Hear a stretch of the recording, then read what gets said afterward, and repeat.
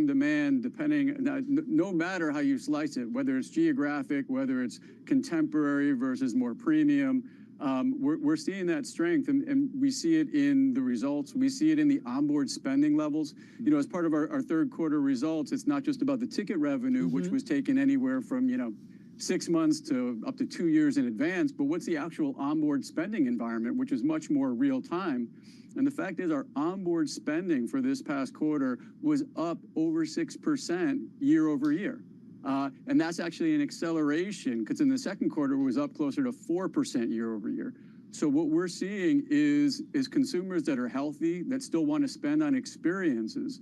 And as you've probably heard me say before, we are an unparalleled value, right? We are a better value to land. I remember being in the offices with you in December talking about my hotel stay.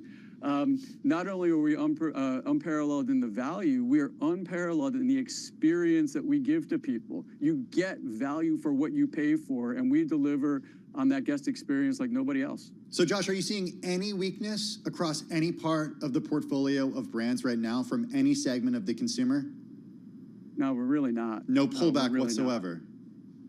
No, I mean, as a matter of fact, if you look at our 2025 booked position, it's higher in price and occupancy than it's ever been at the same point in time. When you look at 2025, we're higher in every single quarter on price and occupancy. So things are moving continuing to move in the right direction. And I think cruise is tiny. Right, at the end of the day, we're the biggest cruise company in the world, but if you take the whole cruise industry, it's only about 2% of the overall vacation market. So we are a very tiny segment in a huge market with a lot of room to grow because we're getting the word out. We're being more effective in communicating the value and communicating the experience and really differentiating our brands so that they get a cut through and it means something to people, and that's paying dividends. Talk to us about the cost side of the equation. As you just said, and I read too, that nearly half of 2025 bookings are done at record ticket prices. The cost equation, you guys are a floating city once you're out on the water, food, meals, labor. Tell us what you're seeing in terms of the cost side of the equation, Josh. Yeah, so it's good news there too. We are seeing that deceleration of inflation, and we were actually just today able to take our cost guidance for the full year down from up 4.5% on a unit basis to up 3.5% on a unit basis. So we're making good progress there. We are seeing the benefit of a lot of hundreds and hundreds of activities that we're doing across our brands, taking little bits of efficiency, better sourcing savings when we can, and it adds up given our scale. So all things are starting to move in the right direction on the cost side, which is very different, obviously, than what we've been experiencing along with everybody else as we went through that inflationary cycle. Speaking of the inflationary cycle, I'm wondering about the pricing power from your perspective. If you're going to be able to continue to raise prices, in your view, next year and year after year. That's certainly the goal. At the beginning of this year, when we were talking about our guidance for the first time, there were a lot of folks that were saying, oh, yeah, but when you get to the fourth quarter of 2024, you took your pricing up in 2023 up 10.5%. That was our results last fourth quarter. You're not going to be able to top that. And we just came out with guidance today for the fourth quarter where our yields are going to be up 5%, the majority of which is more price. So we feel very good about what we're doing and our ability to manage the booking curve, increase our demand profile, and ultimately deliver on board as we always do. What keeps you up at night? Barring another global pandemic, no. But seriously, you've been rosy for a while, and I'm just curious. It does sound like some really strong metrics, and I said, reading some of the analyst commentary, they feel the same way. But I'm just curious, what's the difficult part of what you guys do? I mean, you're ordering new ships, you're adding to that. Tell us, Josh, where is it that you get a little concerned? Is it the election outcome? I'm just curious. No, I think those types of things are temporal. And I mean, truthfully, after living through what we lived through in 2020 and 2021 and getting back from literally a pause to where we are today, there's really not much that keeps me up at night, truthfully, that's within our control. I mean, at the end of the day, in a 2-year period, we went from negative EBITDA to up over $6 billion. in EBITDA. So I don't see much within our control that we can't push forward. And you know, that's showing. I mean, just in this year alone, we came out with guidance in December for the first time, and we said our yields will be up about 8.5%. Now we're saying up close to 10.5%. We said costs would be up 4.5%. Now they're going to be up 3.5%. We said our return on invested capital will be up 9%, and now we're saying no, it's 10.5%, which is a 5-point improvement year over year. So I think we're making real good decisions. We've got an amazing team all over the world with all of our world-class brands really driving the business forward. And, you know, I just think we're just starting to scratch that potential. We are really focused on just doing the basics better and better, and it's working. Hey, Josh, you're also Chief Climate Officer at Carnival Corporation. You mentioned things that were in your control. One thing that's not in your control is the weather, is the climate, the connection between weather and climate. The two are not the same, but the two are certainly linked. Many Americans, millions of Americans, are still cleaning up after Helene. In multiple states, it's killed more than 100 people. Many are still missing at this point. How do you think about climate change in your role? How do you think about planning for an uncertain future? Well, first of all, our heart and our sympathy goes out to all those impacted by Helene. I mean, it is a tragedy unfolding, and we have a lot of connections to a lot of those local communities. So that's first and foremost. As far as the bigger picture goes, you know, we understand that the world is evolving rapidly. We need to do our part, and we need to plan for the future.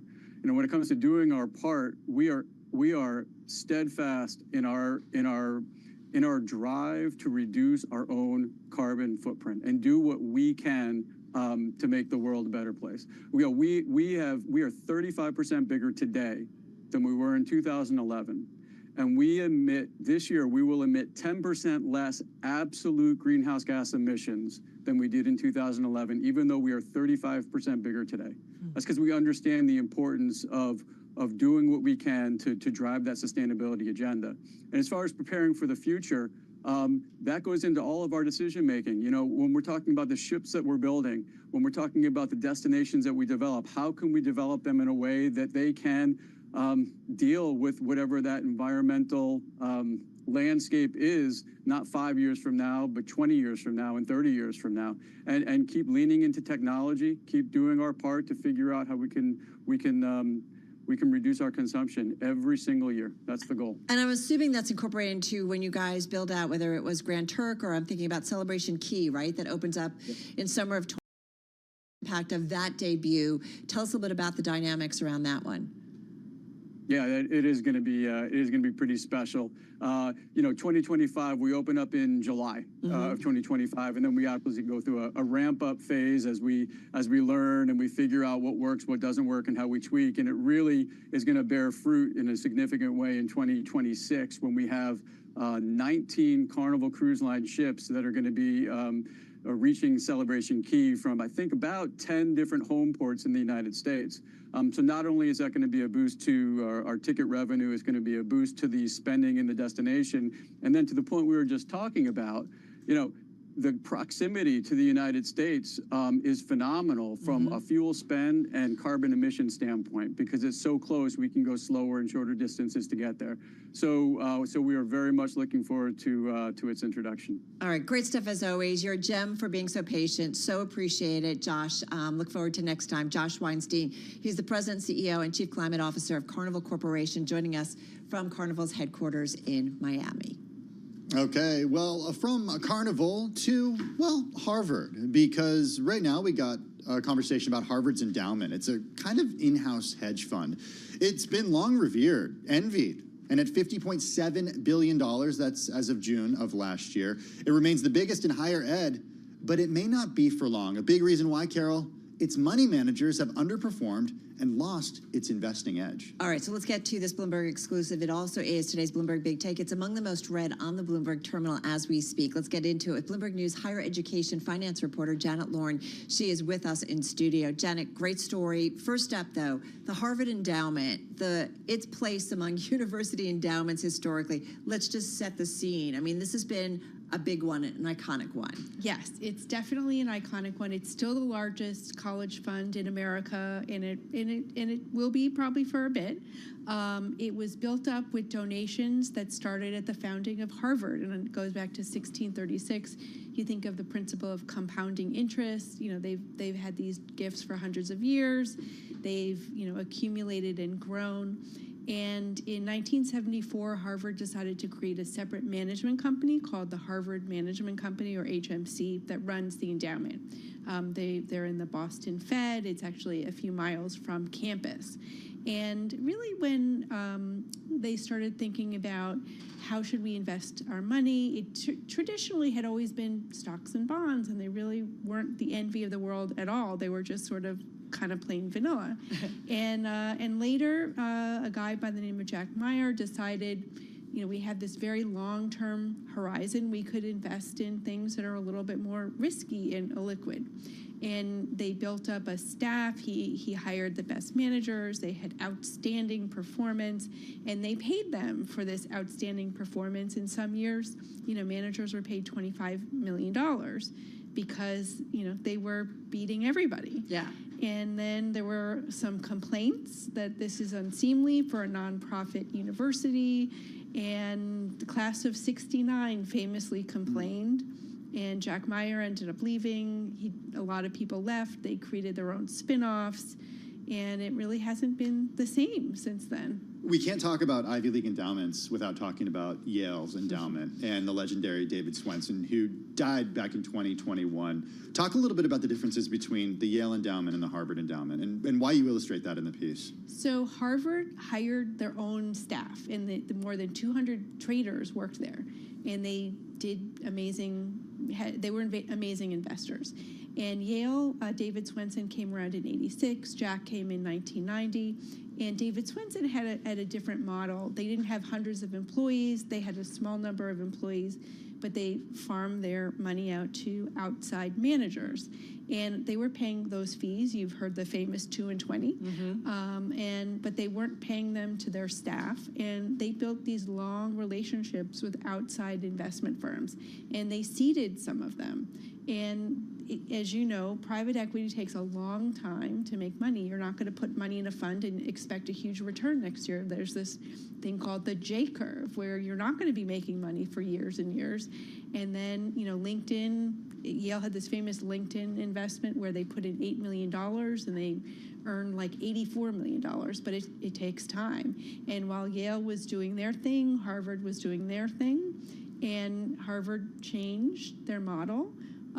And now, in some ways, they've adopted what Yale and Princeton and MIT did for years and years and years before, and they're kind of playing catch up. And now they've increased their allocation to private equity. It was 16% around 2017. Today, in the most recent report, 39%. We know it's not a great time to be expecting returns from private equity. Right. So, and at the same time, Harvard decreased their allocation to U.S., to public equities.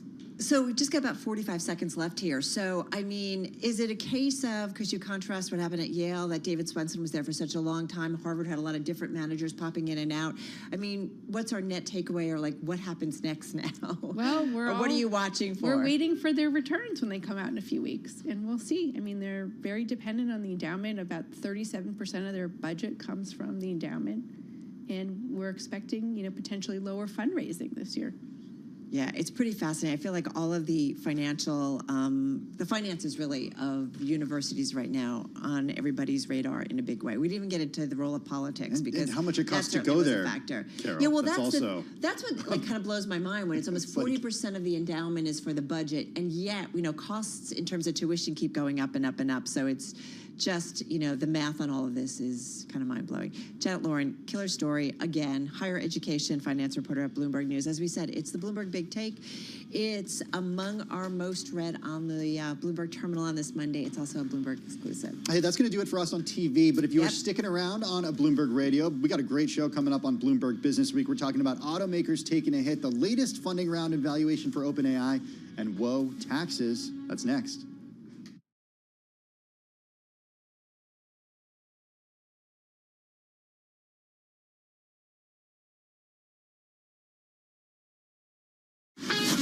This is Bloomberg Business Week. Insight from the reporters and editors who bring you America's most trusted business magazine, plus global business, finance, and tech news as it happens. Bloomberg Business Week with Carol Masser and Tim Stenevec on Bloomberg Radio. All right, everybody, we are just 60 minutes away from the closing bell on this Monday, September 30th. We are getting ready to say almost October? Bye-bye to the third quarter. Wow. Hello, fourth quarter. Yeah, that's happening. It's Halloween happening. month. I know, right? Yeah. Will it be spooky? Hopefully. Actually, September is typically, right, a really rough month. It does. For stocks, and we got a little bit of that It did early feel on. like fall a little bit over the weekend, kind of dreary and Really? rainy. Just Yeah, rainy. I know. And then you get this morning, you know, the leaves are turning, leaves are falling. But it was Spend a kinda lot of time warmish. cleaning up leaves. Okay. Yeah, you know, fall. I love a crisp fall day. Yes. I really do. Speaking of a little bit of a crisp reaction coming off of Jay Powell today, we did see markets, the equity side of things, sell off a little bit. We saw some changes too on the right side of things, but maybe that the Fed will not ultimately do 100 basis points by the end of the year. So maybe a bit of a rethink. But as our Mike McKee said, A lot of data, right? yeah, data Between now and dependent, then. Fed speak, a lot of stuff to get through. Hey, one direction that is well confirmed at this point is automakers, and they're lower today. They're taking a hit. This after Stellantis' profit warning sent shivers across the industry. We got our man in Detroit standing by, Keith Naughton. We're going to be speaking with him in just a few minutes. Looking forward to that. Plus, WOA, as I like to say, the latest funding round and valuations for OpenAI. It's the company that we... You were like blown away on our planning call today. Well- Like, $6.5 billion. What? What? Yeah, it's a lot of money. We're going to dig into that one. Also, some stuff out of AI in the West Coast, too, which I think is really interesting in terms of regulatory and oversight. So, taxes, love them, hate them, Who leave loves them. them? Who loves them? That's what I want to Does know. anybody love them? Yeah, the IRS. Yeah, that's true. All right, we're going to get into what the two presidential candidates, what they have to say about taxes, how that differs, what you need to know. And the creation of the largest U.S. pay TV provider. It's been decades in the making. The question is it too little too late? Exactly. All right, let's get to that trade and a check on the day. Here's Charlie Pellet. Hi, thank you very much indeed. 58 minutes to go until we wrap up the third quarter with the Dow, the S&P, NASDAQ, all in the red right now. Stocks are slipping after Fed Chair Jay Powell signaled he is in no hurry to cut rates. So here's where we stand. S&P down 14, 57.23 right now. That is a drop of 0.2%. We've got the Dow down 229, down 0.5%, while the NASDAQ Composite Index is down 56, a drop of 0.3%. 10-year 3.80%, with the 2-year 3.65%. Spot gold down $28 the ounce, down 1%, while West Texas Intermediate crude up 0.2%, 68.35 for a barrel of WTI. Bottom line, red on the screen. As for the economic backdrop and U.S. markets, Lori Calvasina is head of U.S. equity strategy at RBC Capital Markets. I think that we're still, unfortunately, just debating whether or not the economy is going to sort of tip into something more difficult. There's still a lot of concerns about the labor market. I think that the Fed cuts, it's really important to have those, underway. But at the same time, people are continuing to talk about the long and variable lags. And you can hear more of the conversation with Lori Calvasina on the Daybreak podcast. You can download it wherever you get your podcasts. DirecTV and Dish have agreed to combine in a deal that will create the biggest pay TV provider in the United States. Shares of EchoStar down 10.4%. AT&T lower now by just about 0.6%. EchoStar owns Dish. DirecTV is owned by AT&T and its joint venture partner, TPG. Recapping, stocks are trading lower. S&P right now down 12, down 0.2%. For on-demand news 24 hours a day, subscribe to Bloomberg News Now wherever you get your podcasts. I'm Charlie Pellet, and that is a Bloomberg Business Flash. Hey, thanks so much for that update, Charlie. Do appreciate it. Shares of auto companies taking a hit today, none more so than Stellantis, Carol, down 13%. Ouch. It's the parent company of Jeep, Dodge, Chrysler, Fiat, Maserati, Opel, and more. Because Stellantis slashed its forecast for the year, it cited plans to lower production, spend more on promos in a slowing and more competitive auto environment. They're also projecting free cash flow is going to range from negative $5.6 billion to negative $11.14 billion. That's a dramatic pullback from prior guidance for a positive result. I just want to point out, GM is down almost 4%, and you got Ford down about 2.5%. Let's get to it with Keith Naughton. He's Bloomberg News auto reporter joining us from Detroit.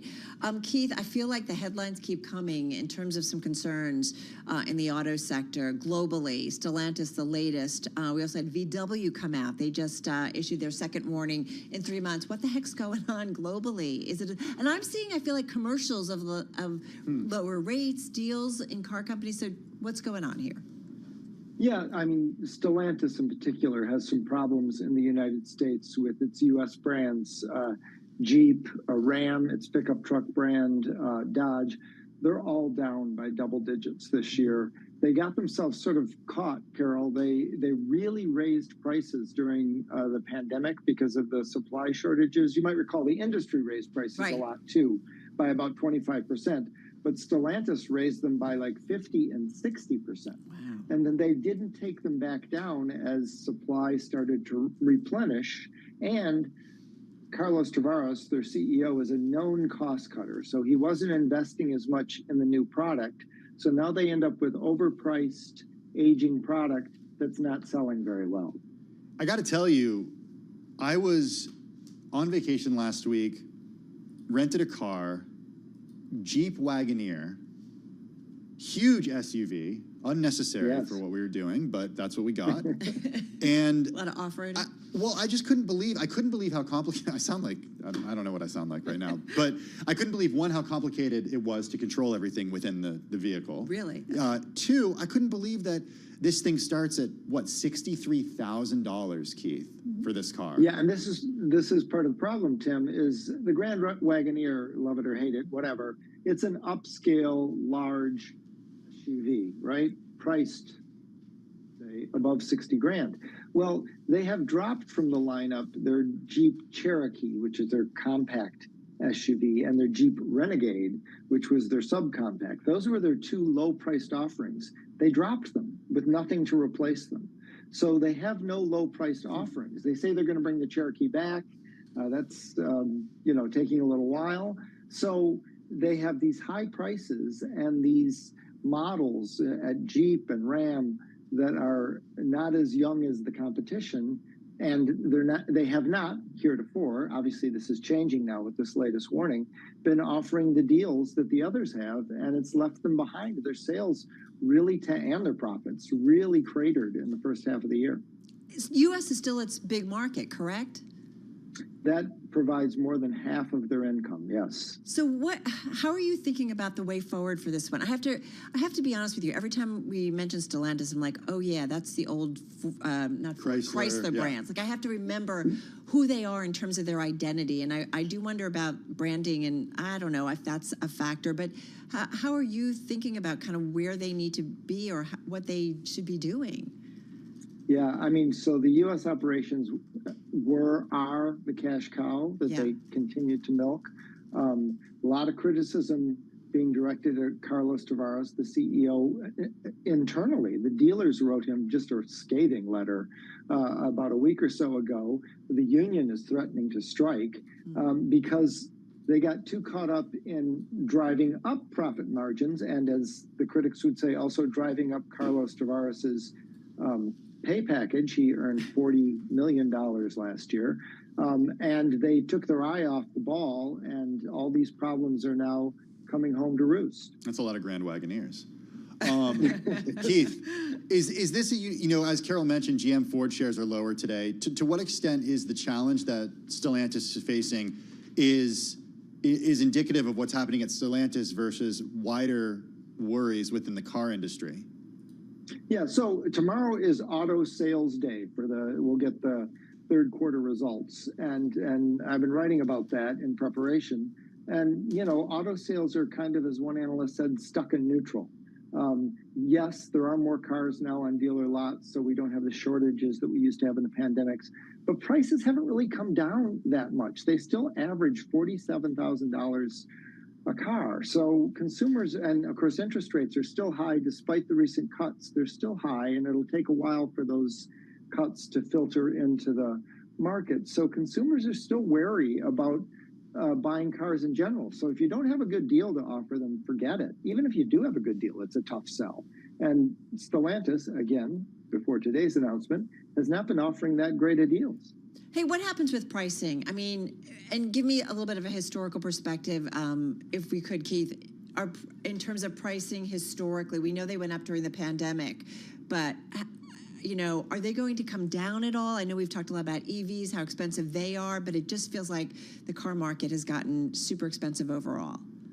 Absolutely. I talked to a dealer recently about this. He calls it hyperinflation. Even though car prices have come down a bit, Carol, they used to be averaging closer to 50 grand. Now they're about 47. 5 years ago, the average price of a car was $35,000. And how long do you own a car, right? So the average trade-in is about 6 years old. So you bought a $35,000 car 6 years ago, and you're coming back to the dealership and they're saying, if you want the same car, you have to pay 30% more, or your car payment has to double. And people are like, okay, I'll buy used. Yeah, exactly, right? Or I'll take this to the mechanic and have him do a rework. Right. I'll try and make it go longer. Exactly. All right, Keith Naughton, thank you as always. Keith Naughton, auto reporter at Bloomberg News out there in Detroit, so appreciate it. Okay, I think I could say this every day. What? Lots going on in the world of AI. Yeah, just a little bit. I think it's fair to say. SoftBank's Vision Fund planning to invest $500 million in OpenAI. This is part of a larger funding round. This is according to the information, citing a person familiar with the deal. That's part of a raise of $6.5 billion. It would value OpenAI at $150 billion, Bloomberg previously reported. Also, California Governor Gavin Newsom has vetoed what would have become one of the most comprehensive policies governing the safety of AI in the U.S. For all things AI and technology, we turn to Max Chapman. It's his middle name, Max AI Chapman. He is, really. He knows it all. He's Bloomberg Businessweek columnist. He's also contributor to the Elon Inc. podcast. He's the author of The Contrarian, Peter Thiel, and Silicon Valley's Pursuit of Power. He's here in the Bloomberg Interactive Brokers studio. I'll go back to Carol's comment on our planning call a little earlier today. When Paul said, our producer Paul said $6.5 billion, she said, what? $6.5 billion? That's a big cap We're not raise. talking about a valuation. We're talking about No, actual cash that they're going to be using. Yeah. That's the money that they are trying to raise, and they need it. And that is what is so interesting about both about this business and about the field in general. This isn't a situation where OpenAI, I mean, part of the situation is investors really want in on this company, but this is a company that is burning huge amounts of cash to run ChatGPT and to create the models that they are, that will be in their mind the next generation models. So the company really needs money and quickly, frankly, because these the servers and the chips that these things run on are so expensive and use so much power to run. I'm laughing because I use ChatGPT for the dumbest things. Last night I was like, I opened ChatGPT. I'm like, marinade for chicken breast. Literally something I can Google, but I'm like, you know what? I'm going to do it on ChatGPT, and I'm going to cost them money. Well, and we don't know the exact numbers. It sent me something back. At least I don't off the top of my head, but it's definitely a much more expensive search on ChatGPT than it is on Google. So like that, Sorry, the decision to do that is, if you're doing it regularly, like you are probably not a moneymaker for OpenAI. And there are many people in this position. Now the plan is basically twofold. Find ways to do what they're doing cheaper and get people to pay more. So right now, ChatGPT costs like $20 a month for their paid membership. I think the plan is to slowly get the price up because they need to, frankly. And the same thing is going to happen with a lot of these generative AI tools. You're going to see price increases in the coming years because with the current price of energy and the current price of GPUs, the chips that are used to train and run these models, it cannot be done profitably at the current Well, that's levels. As I'm listening, like, so is there a business model that works going forward? I think if you ask the people who are investing in this, Masayoshi Son, or Thrive Capital, which is another one of the companies that is rumored to be in on this deal, also people talking about Microsoft, NVIDIA, the people who believe in OpenAI and in this field think that you're going to get cheaper models, you're going to get cheaper chips, and you're going to get so much demand. This is going to be such a crucial part of business that people are going to pay for it. And I think that the jury is out on that to some extent. It's not clear that you're going to want to pay, like $10, $20, $30, $40 more a month for like Microsoft Word if it has generative AI features than you are now. But that is like the bull case is that it's so valuable that that's what people are doing. Is it so I'm valuable using the free though? version. I know. Like, is it so valuable? Like, do we yet know the payoff No, the bear case against all of these things is, number one, it's not clear outside of like writing spam emails, doing kind of marketing, maybe like certain kinds of very quick news story, like a handful of areas where making PowerPoint presentations, of like a handful of areas where it's clearly helpful. But beyond that, it's not clear that it's super helpful or super useful. And it's also not clear that these AI companies have enough differentiation because there are lots of competitors. OpenAI can't just raise its prices. It can't just double its prices because you have Facebook essentially giving away its algorithms. You have a bunch of different players all offering very, very similar products. Help us understand Microsoft's relationship with OpenAI, because they're the company's largest investor, but they're also working on their own products that could be competitors to what OpenAI is doing. I mean, I think Microsoft has a very big interest in OpenAI, both as the biggest investor. You know, they have a big equity stake. They've also put a ton of money into this company already, you know, more than $10 billion. And, you know, if this round closes, probably more than that.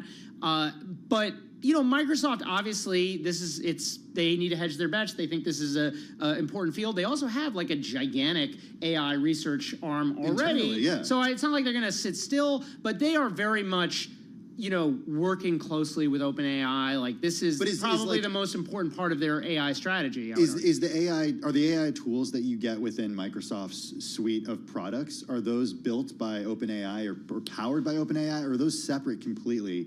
You have to look at exactly what Microsoft says, because they've at times have made it sort of hard to tell. Okay. My sense is that they are mostly offering products that are powered by OpenAI. Okay. So and importantly, they are also reselling OpenAI's technology to companies. Now, that for a while seemed like a big, important differentiator that Microsoft had, but now OpenAI is also, as I believe we and others have reported, they are also selling their sort of like corporate offering directly. So there is a sense that there's some competition, but again, these companies their fortunes are very closely tied together. I don't think they both need each other. It's not like they're going to turn into like cutthroat competitors overnight. Max, any chance that this is just a bust when all is said and done? As we continue to figure out, I mean, I understand the uses of generative AI, but I just wonder, we focus so much on this one company.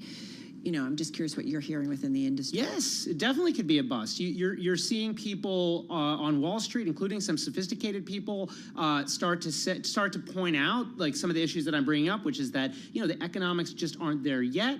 Also, you know, anytime you're in a competitive situation, a hot market with a lot of smart players, like it's never like a sure thing that the market leader, which is OpenAI at the moment, is going to be the ultimate winner. So both the market needs to prove out, and this is a competitive market with a lot of people with a lot of resources who are also playing. The names for our audience to keep an eye on: Microsoft, Meta, Anthropic, OpenAI.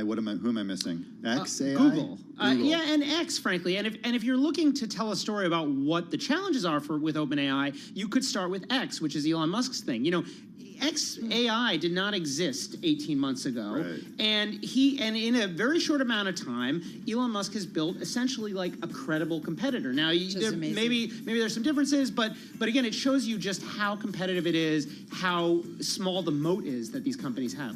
You rock. Max Chafkin, Bloomberg Business Week columnist. You are listening and watching Bloomberg Business Week.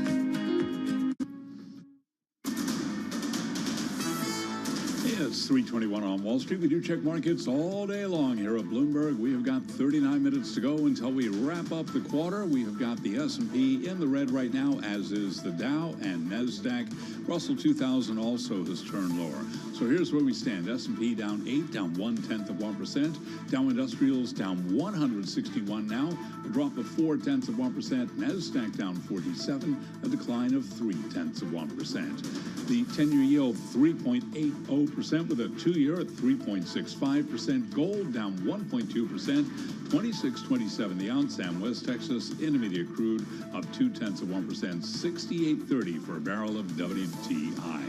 Fed Chair Jay Powell says the central bank will lower rates over time, while again emphasizing that the overall U.S. economy does remain on solid footing. Stellantis, the parent of Chrysler, Jeep, and Fiat, has slashed its forecast for the year, citing plans to lower production and spend more on promotional incentives. Right now, we have got Stellantis shares trading lower, Stellantis declining, along with other auto stocks down 13%, GM down 3.8%. Ford shares right now down 2.6%. So what about the broader automotive backdrop? Margie Patel is Senior Portfolio Manager at Allspring Global Investments. It's a general reflection of consumers being a little pinched, their income being decelerated. So to me, it's a natural that you would see that there'd be problems with car demand across the board. But I don't think it translates to other parts of the economy. Margie Patel was interviewed this morning on Bloomberg Television. Again, recapping stocks lower, S&P down 0.1%. For on-demand news, 24 hours a day, subscribe to Bloomberg News now wherever you get your podcasts. I'm Charlie Pelleton. That is a Bloomberg Business Flash. All right, Charlie, thank you so much. You are listening and watching Bloomberg Business Week on this Monday. Carol Master along with Tim Stanovic. Well, with the UN General Assembly in session, lots of global leaders in town, we spent a lot of time last week talking to individuals about climate change. And even with the focus on renewables and green energy, coal is still the biggest source of electricity, accounting for 35% of the world's generation in 2023 last year. That is according to the climate think tank Ember. I think we pointed this out last time we had this guest on. Great to have back with us, and this time in studio, Randall Atkins, founder, chairman, CEO, Ramaco Resources. It's a publicly held company, $604 million market cap, company that produces metallurgical coal. That's the type of coal used in steel making. And as we talked about last time, the company is exploring domestic production of rare earth elements, something we talk about a lot. Welcome back. Great to have you in studio. Thank you. Glad to be here. How are you? I'm fine for a Monday. That's kind of what we say. Hey, listen, we made a point. I want to start here just because we made a point last time of talking about the coal that is used for electrical generation, electricity generation. We talked about thermal coal. You produce metallurgical coal. So just before we get into it, remind everybody of the difference because I think it's important. Sure. So we kind of view coal as having sort of three legs to a stool. Right. One is for energy, which is thermal coal. One is for steel making, which is metallurgical coal.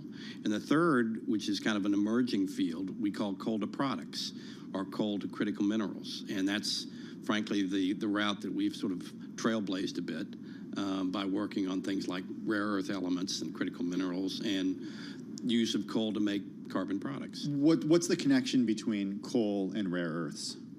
Well, before we were able to discover a large deposit in Wyoming, it was theoretically possible that rare earth would be contained within coal in some different types of concentrations. Meaning you'd find a deposit of coal, inside that deposit of coal would be rare earths. Correct. In higher concentrations than would normally be found just as a base context within the Earth's crust. The trick is with rare earths, they're everywhere. They're not, frankly, so rare. But the concentration level is what makes it commercially feasible. And we have found, frankly, higher concentrations in our coal of heavy and medium rare earths, magnetic rare earths, than have been found, according to our friends at the Department of Energy, any place outside of Western China. So that's what's the unique part about our particular deposit. Which, talk to us about your emphasis and stress in terms of the business that you want to focus on. Sure. Well, we've right now got our primary business, of course, metallurgical coal. Right. That's our bread and butter. We kind of stumbled into the rare earth business, so to speak, accidentally. But now that we have been, advised that we've got such a significant deposit, which might have, very important strategic implications, certainly for the U.S., that we have now decided to swing into that with as much emphasis as we can. What aid do you get from the government, U.S. government, in all of this? When they sometimes look at something like this, I mean, we talk about this with semiconductors, national security. I'm just curious if you get an assist or what's the conversations on that level? So they start at different levels. So, we originally actually found the rare earth because we provided samples to one of the Department of Energy's national labs that was trying to do an assessment for the Defense Department. And that's how we discovered we had a significant deposit. We have got various grants in the deposit, and how do you extract them from the coal? How do you separate them? What's the cost of doing that? Those are three great questions. So the rare earths that we found are, as I said, the heavy and medium magnetic rare earths, which have wonderful Latin names that I would probably butcher. But the other two elements that we found, which aren't really rare earths, they're critical minerals called germanium and gallium. They're very important, frankly, for defense-related technologies, semiconductors, et cetera. How do you extract the rare earths from coal? That is the process that you actually engage in when you go beyond the initial throwing your hat in the air that you've actually found them. We're in the middle of that now, which is arduous because they're measured in parts per million. So it's like almost trying to find things the size of a blood cell. Wait, so have you done it yet or no? Done what? Separated out the rare earth? We have separated them out in various sizes right now, but what we're doing, we actually have engaged a company called Fluor, which is a major engineering group that also has a large critical materials group, to actually help us determine the right process to use and then prove up the economics, which we expect to have back by the end of this year. So there are all sorts of different routes that you can take depending upon not only the chemistry, but the metallurgic and the mineralogy behind the actual rare earth deposits. Would it involve burning the coal and then what's left after the coal burns, or is there a different process? Take us back to geology class. Sure, no, perfect idea. So it will involve some form of either combustion or paralysis of the coal, because you need to separate the rare earth from being commingled within the carbon within the coal. And how that's done on what scale depends on really where the deposits are, because we may be dealing in concentrations of rare earth which might not be huge in terms of material mass, but might be large in terms of the quantity of rare earths. So it's not like we would be creating enough coal that we'd power a power plant or something like that. It would be much more confined. Two things I'm curious about. So there is a business case to be made for doing it. You guys have figured out that it's not going to cost so much that it doesn't make sense to do. So I'm curious a little bit more about that. What's also the impact on the environment? Sure. So the business case is one that, as I said, we're developing the precise techno-economic study, or they call it a scoping study, which will be available by the end of the year. So you're working on it? We're working on it. Okay. But the interesting thing from a business standpoint, from an overall dimension, the Chinese have been trying to put anybody out of business that gets into the rare earth business.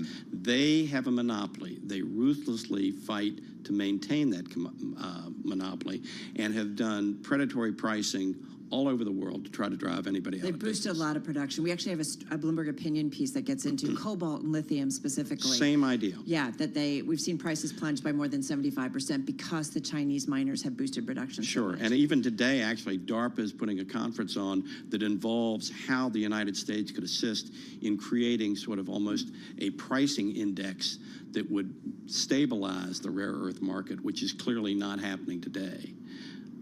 So, okay, so you're studying the cost, the business equation. You're kind of figuring it out in terms of the economic, not the environmental impact. Sure, the environmental impact. Sorry, I had to think too. Sure, will be very limited. I mean, the nice thing about coal, even if you're burning it and stuff, that's limited. Well, here's the trick there. On rare earths, most rare earths are found in hard minerals, cobalt, lithium, uranium, et cetera, which are, number one, radioactive, So that creates issues in terms of mining it, but more importantly in terms of processing it, which is why most rare earths are shipped to China to be processed, which, needless to say, is not helpful for the United States.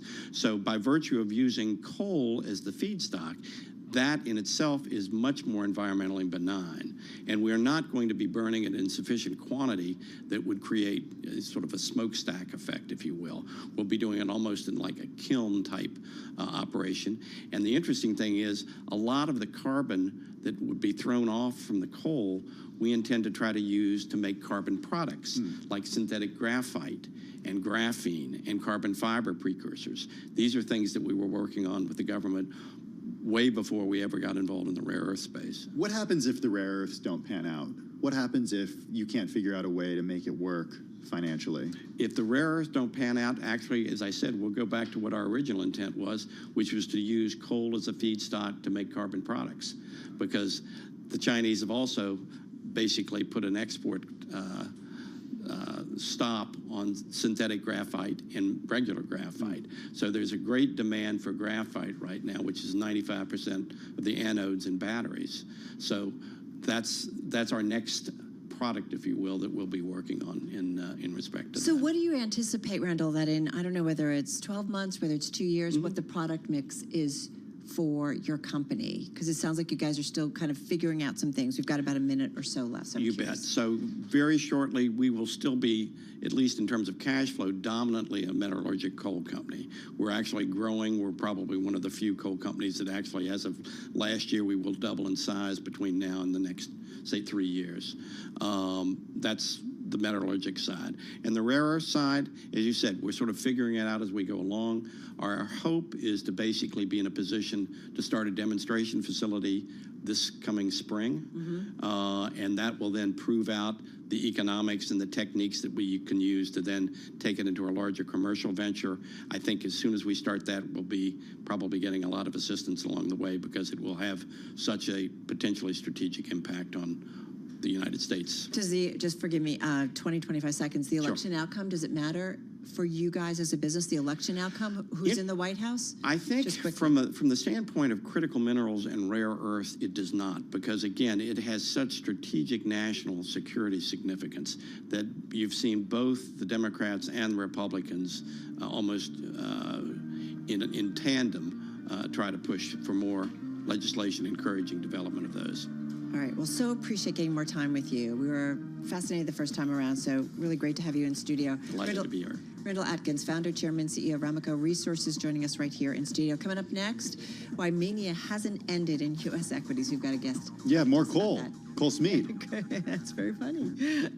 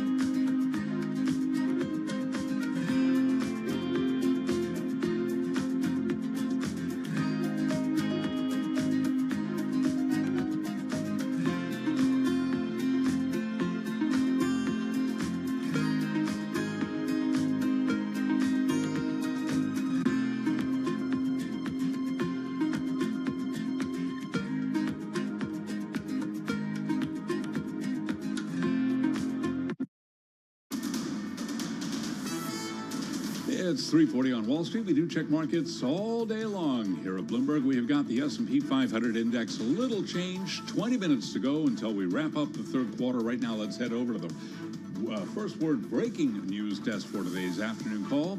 Here he is, Bill Maloney. And good afternoon, Charlie. The main U.S. averages are somewhat quiet right now, with the Dow currently down 100 points. S&Ps are down 2, and NASDAQ declines by 0.2%. The U.S. 10-year yield at 3.8%. Gold is down 30 points. Oil trading in the green, but Bitcoin, that's lower by 3.7%. Among the main 11 S&P sectors, leaders were energy and telecom. Materials and consumer discretionary were under pressure, and leaders to the upside in the Dow, Apple and Walmart, while Intel fell 3% and led to the downside. After earnings, Carnival fell 1.5%, and in deal news, Kimberly-Clark is set to mull options for its international tissue business. And in the tech space, the information reported that SoftBank to invest $500 million in OpenAI. Wrapping things up, Stellantis plunged 13% after cutting its forecast. Live from the first breaking news desk, I'm Bill Maloney. Charlie? Okay, Bill Maloney, we thank you very much. And to hear live breaking news over your Bloomberg, type SQUAWK, S-Q-U-A, on your Bloomberg terminal. I'm Charlie Pelleton. That is a Bloomberg Business Flash. I'm driving in my car. I turn on the radio. How about you let me drive? Oh, no. Who's gonna drive you home? Honey, please, I'll do the driving. Drive on. Excuse me, I want to drive. You drive me crazy. It's the question that drives us. This is the Drive to the Close That funky music will drive us till the dawn. on Bloomberg Radio.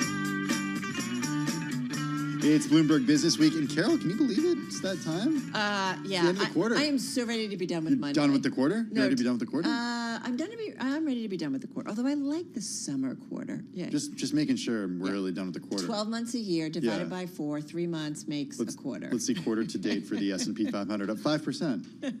Well done. This quarter. All right, let's see what our next guest has to say. Back with us is Cole Smead, CEO and Portfolio Manager at Smead Capital Management. Joining us from Phoenix, the Smead Value Fund, by the way, has returned 14% on average annually, putting it in the 94th percentile according to our data. Hey, how are you? Good to see you guys. How are you? Yeah, we're doing okay. Just kind of going from day to day, data point to data point. Tell us a little bit about flows. What are you seeing? What does it tell you about the investment environment? Yeah, I think there's much ado about nothing for most investors is what we've seen. Most people are very much happy and comfortable in whatever they're doing already. And I think the only problem with that is if you look at 2 data points that really stand out to us, household ownership of stocks, as reported by the St. Louis Federal Reserve, or what they call the Fred data, it's never been higher. And the only problem with that is that bodes very poorly for forward returns. The other thing I would mention that I was just in Asia for 2 weeks visiting with investors, and when I go to Thailand and the institutional investors there own 70% of their total equities in U.S. equities, it shows, as the Fed has been reporting, that the foreign ownership of U.S. equities has never been higher as well. Those are just contrary indicators relative to history. Why are those contraindicators? Yeah, if you use the household data as an example, Tim, the correlation coefficient between that ownership and the forward returns of the S&P is like negative 0.82 to negative 0.85, depending on when you're looking at the data. So it shows you it's negatively correlated. At this level of ownership, the last time we had this was 99, was anywhere near this, and it was negative 1% for 10 years, nominally. That doesn't count inflation, in that. There was negative real returns for the S&P 500. And so I find it interesting that the households are comfortable owning a lot of their equity, or owning a lot of their assets and equities, while the foreign institutions, foreign owners, you name it, are doing the same thing at the same time. How differentiated is that globally? And I would argue that's not good for global equity investors. Interesting. Okay, so then what are you anticipating in terms of the U.S. market for the rest of the year? We talked about being in the fourth quarter here. Do you anticipate that we just kind of mark time a little bit, or what? Yeah, whether it's marking time or we, as we always do, we go through bull markets and bear markets. Whether that's that or starting the next bear market, it's a harbinger of what's not going to be good going forward. And this is coming right at a time where people are pretty at home with the idea that the Fed has kind of quelched inflation. at least in the interim. I was actually just having a really fun discussion with Wilbur Ross earlier today because I'm going to be interviewing him in a few weeks. And he's got a really interesting book out called Risks and Return, where, you know, the idea being that in the old guns and butter debate, like Tim and I, Tim's brother and I went to college, Whitman College. In Whitman College economics classes, you learned about guns and butter. This is Guns and Butter 2.0, and that was some of the discussion I was having with Wilbur Ross, and it makes me very excited to read his book. But I just say that because the idea that the fiscal spending goes on and yet inflation disappears, I think that's adorable. And I don't think it's the Fed's fault. It's the politics' fault. But fiscal largesse is a thing of this era. Okay, you mentioned Wilbur Ross. We got to talk politics, Cole, because you're in a swing state. You get a lot of ads for Harris. I am the swing state. Yeah, you get a lot of ads for Harris and Trump in Arizona, where you are. You also mentioned Wilbur Ross, who was United States Secretary of Commerce during the Trump administration. How are you thinking about the election in terms of investing, in terms of what you're doing with your portfolios? Yeah, well, I think the more important short-term thing in any discussion is whether in the doubleheader today, the Mets or the Braves will lose 2 games and send my Diamondbacks to the playoffs. But that's a whole separate issue. To your point about elections, it looks very close. It looks like a dead heat. I also think locally you're going to see a lot of split ticket. So, for example, Carrie Lake against Ruben Gallego in the Senate, she looks like a sheer loser at this point.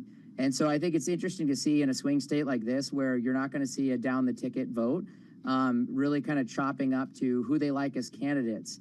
And I think it also highlights in a state like Arizona how important candidates are. If you have bad candidates, you will lose elections. And I think both parties are losing that and figuring that out across states. So I think Arizona is a pretty good petri dish for what's going on in the country, which is we look like we have a dead heat right now. And, if you ask me who's going to win, I don't know. I just do know that fiscal spending will be the priority of either candidate, which again, I think flows back to, the idea of guns and butter 2.0. It's here to stay. All right, let's talk about some names that you like. Top holdings, I'm looking at your value fund. Energy names are certainly there. You like Occidental. You continue to like it. Also, another one is Synovos Energy. Yeah. Yeah, the returns on capital we're getting in the space are very attractive. And, as we all know, it's a cyclical business, so it moves around with the commodity. But the positive is price regulates supply. And so as price has gone down, you're going to see less reinvestment in the space. And what I like about it is people build up their ideas of what's going on based on what goes on in markets. And I always tell people, they say, well, what's the price of oil telling us about the future? And pardon my cruelty with this, but the answer is nothing, you idiot. It just tells us about where buyers and sellers are meeting today. And so I think there's been a lot of discussion around weak China in the last month, followed by immediately this idea that was posed in the FT that the Saudis would be, leaving the idea of $100 a barrel oil. I think that's completely hearsay, but we like the returns in the business. We like how depressed the multiples are here at this juncture on book multiples, not even looking at free cash. And that's so far away from what people are paying for other stocks, particularly big cap tech and the S&P. It's a different game. Yeah. But again, go back to the other eras of guns and butter, like the 70s. You made double digit in energy and the S&P lost real money. It's a different world. And I don't think people are really thinking about the risks present. There's a lot of risk. That's what the equity investors are missing. Hey, listen, just got about 45 seconds left here. You kicked it off saying, I'm just back from Asia. What was the story around, I guess, Asia generally, but more specifically about China, especially coming off of all the stimulus? And forgive me, because it's just about 30 seconds here. Yeah, they don't have any clue what's going on there more than anybody else in the United States does. They ask me as the kid from Seattle, Washington, whether the Hong Kong stocks have bottomed. That's bizarre. Here's what I will say. I think people are really missing out on what can go on below the surface of the S&P, or go watch UniCredit's deal. They're going to close on Commerce Bank, and no one cares, and money's being made in Europe and banking. And so I think there's just great things to go out and make money picking stocks on. It's below the surface. It's not in the index. New money coming in, money going out, 10 seconds. Are you seeing more money come in or people cashing out right now? Yeah, but money's going to raise, because as long as you're doing what's differentiated, you can go raise capital, and that's what we're continuing to see. If you do what the old value people did, you're not going to raise any money. All right, going to leave it there. Hey, Cole, Good to check in with you. Cole Smead, CEO, Portfolio Manager at Smead Capital Management, joining us from Phoenix. All right, folks, about 10 minutes left in today's trading session. Tim and I heading over to our TV colleagues soon, counting you down to the close.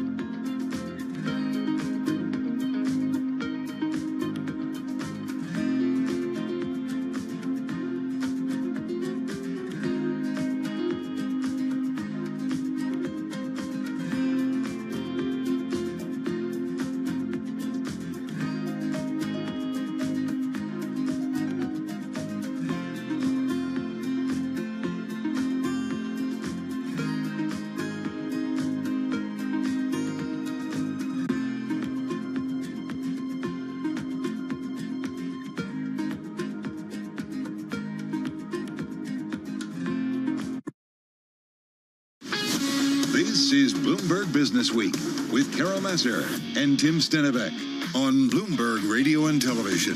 All right, everybody, just under 7 minutes left in today's trading session. We're going to head over to our TV colleagues in just a moment, count you down to the close. What's interesting is we talked about how we saw stocks take a dip following those comments by Fed Chair Jay Powell out in Nashville at the NABE, making some comments. We saw rates tick up a little bit.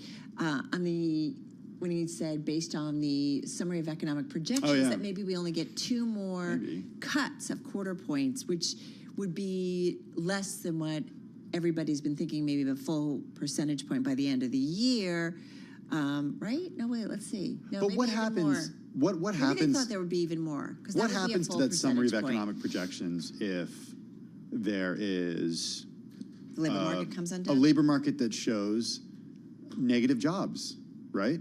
Yeah. What happens if the labor market loses momentum? No, right. So it's data point to data point. Yeah. There's the election outcome. There's a lot of things, right? There's wars. There's definitely things, but you're right. The data points could maybe change it. But I think people have been, they got so all excited that, okay, maybe we get another half a point cut. Maybe we get a couple half a point cuts, which would mean more than maybe what he just said. All right. Maybe. What are you excited about? There's some story. Did I miss it? I put it in the chat, Carol. All right, let me look. Because last week did we talk about the Trump watches last week? I don't know that we did it on air a little bit. So he's selling, Chris Rausser's got a great story in Pursuits about the watch and how much it could cost and wonder if Chris It is should, gonna it's 100. buy. He's selling these watches for $100,000, but the question is it worth $100,000? We have to talk to Chris about that. Also, there's some fine print with the watch that says you may not be getting the watch that's actually in the video. Oh, that's always reassuring. So there's that. There's the NFTs that Trump was selling a few months ago over the summer, $99. And now there's World Liberty Financial's decentralized finance project, the Trump family's foray into crypto. all right, and apparently they've started to sign up users, even though it remains unclear what services the crypto platform will offer.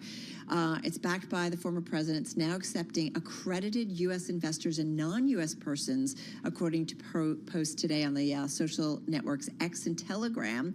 Under SEC guidelines, accredited investors are those who meet certain income or professional criteria, such as having a net worth in excess of $1 million. We talk about this a lot with private credit, like just kind of alt investments, these accredited investors. All right, I'm going to read from Olga Karif's story here. It's supposed to help with financial security and being able to transact freely. It's billed as part of the decentralized finance movement, where people trade, lend, and borrow digital assets peer-to-peer using automated software.